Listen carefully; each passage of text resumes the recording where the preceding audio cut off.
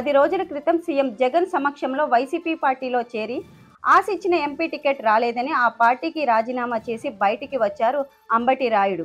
ఇక రాజకీయాలకు దూరంగా ఉంటానని చెప్పారు. కానీ ఆయన మాట మీద ఆయన కనీసం 2 రోజులు కూడా నిలబడలేకపోయాడు. నేడు మంగళగిరిలో జనసేన పార్టీ కార్యాలయంలో అంబటి రాయుడు కాసేపటి క్రితం పవన్ కళ్యాణ్తో భేటీ అయ్యారు. గుంటూరు ఎంపీ స్థానానికి జనసేన పార్టీ టికెట్ ని అంబటి రాయుడు ఆశిస్తున్నట్లు టాక్.